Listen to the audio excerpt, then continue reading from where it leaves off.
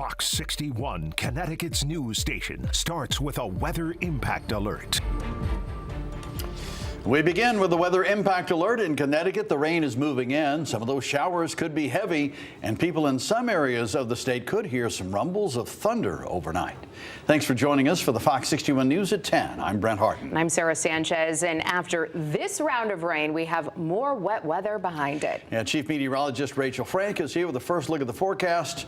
Rach, what's coming in? Well, the good news is the threat for severe weather, meaning damaging winds and hail over quarter size, it's really low. That being said, though, we are getting very heavy rain within these thunderstorms. We also have very frequent, vivid cloud-to-ground lightning, and there could be some gusty winds and even some small hail in the strongest storms. We're seeing the strongest one right now in Plymouth and Harwinton. That's moving to the northeast at about 35 miles an hour, so heading into Farmington at around 10:15, into West Hartford at around 10:22, and into Hartford around 10:30. Meantime, we have rain, rumbles of thunder all the way up through New Hartford, Granby. We're also seeing it extend back into Fairfield County as well. So we're going to bring this line through tonight. Some towns could pick up a quick inch or more within just a half an hour or two. So we're getting quite a bit of rain over a relatively short period of time. You can see that front stretching all the way up and down the East Coast. So taking a look at where we go from here,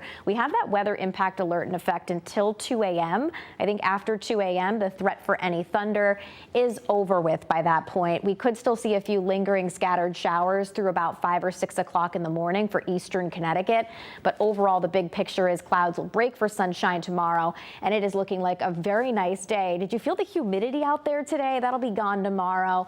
Just enough to be noticeable today. Sunny, seasonable, which means temperatures right around average. We have one more dry day behind it, and then more wet weather to contend with for the end of the week. Your full forecast coming up in just a bit. Rachel, thank you. We have breaking news tonight in Bridgeport, where state police are on the scene of a shooting involving a Bridgeport police officer. The city reported this shooting happened around 6 this evening. Fox 61's Kate Pattyfoot has the breaking details coming from police.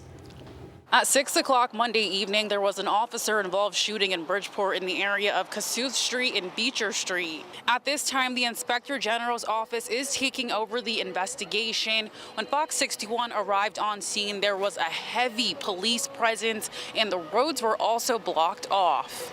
Neighbors tell me they heard the gunshots, and an employee at the nearby gas station said that he saw the suspect running and the police chasing him as well. When we have any more information, we'll be sure to update you. For now, in Bridgeport, Kate Pattyfoot, Fox 61. Okay, thank you. We are following breaking news on the roads as well tonight, where state police are responding to a crash involving a wrong-way driver. It's happening on I-84 East in Hartford near exit 48A, according to state police. We have not seen anything on the DOT traffic cameras, and at this time, the DOT is not reporting any section of 84 that is closed because of the crash. We'll keep you updated if we learn any new information on this breaking news. Come on, baby. You gotta help me out. You gotta help me out.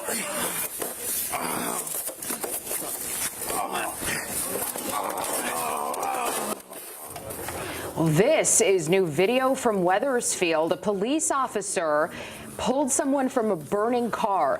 That crash happened Saturday morning just after midnight on the Berlin Turnpike. The video shows one of the officers break through the right front passenger window and rip part of the door off the car. The officer then pulls the man out of the vehicle. We're told the driver from the other car was also hurt, and both were taken to the hospital. They're expected to recover, but that is some wild video. An update tonight out of Hartford. Police have arrested a man in connection with the death of his infant stepson 2 years ago. Hartford police say back in 2023, 7-month-old Jaheim Morley was found unresponsive at a home on Rosemont Street. Police rushed Morley to the hospital, but the infant died a short time later. Police ruled the baby's death a homicide, and last week, the stepfather of that infant, 26-year-old Dante Morley, was arrested and charged with manslaughter and 2 counts of risk of injury to a minor. Police say Morley had been in prison in Florida on other charges and was extradited back to Connecticut. Also tonight, an Uber driver faces sexual assault charges, accused of assaulting a female passenger. East Hartford police arrested 38-year-old Isaac Boafo. Police found a woman in the parking lot of the Margaritas restaurant at 5 in the morning Saturday, and she told them she had been assaulted. Officers tracked Boafo down in nearby Manchester and took him into custody. New Haven police say a man hit by a car last week has died. The crash happened Wednesday night along Foxen Boulevard. Police say 29-year-old Juan Courtwright was crossing the street but wasn't in the crosswalk when he was hit. The driver in that car is cooperating with police.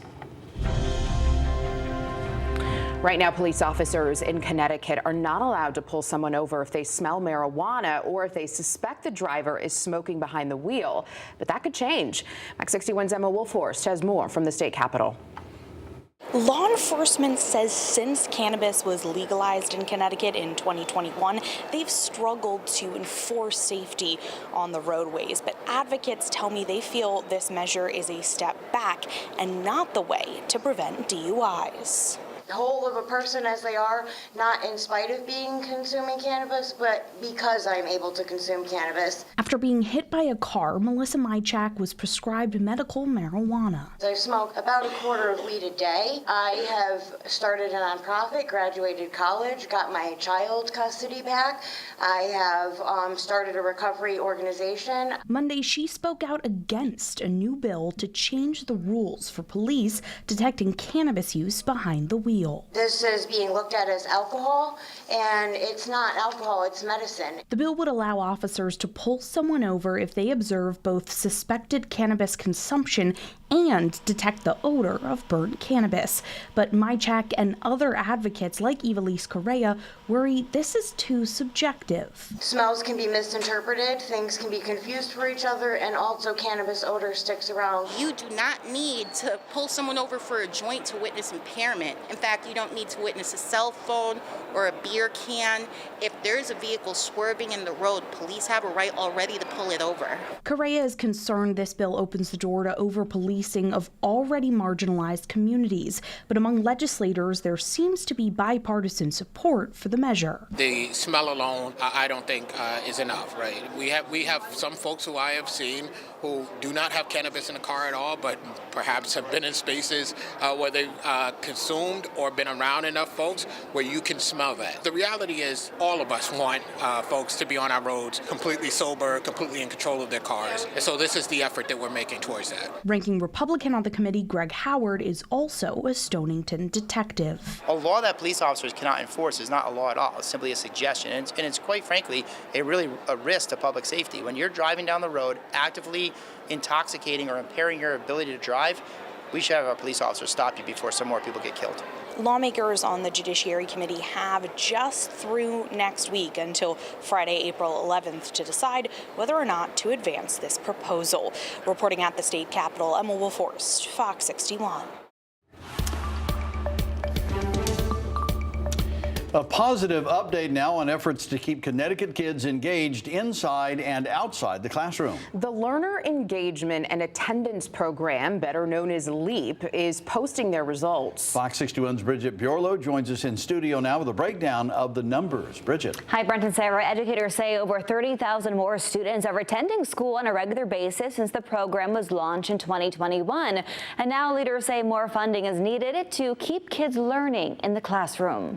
Connecticut's Education Commissioner says a program focused on improving student attendance is working. And it is making a difference. It's called LEAP, the Learner Engagement and Attendance Program. It aims to engage students who miss 10% or more of the school year by sending counselors and other trained professionals out to where families live. There's been over 71,000 and counting home visits actually done, engaging directly with families and students to build trusting relationships and to strengthen connections with schools. The program also helps students set life goals and find career opportunities.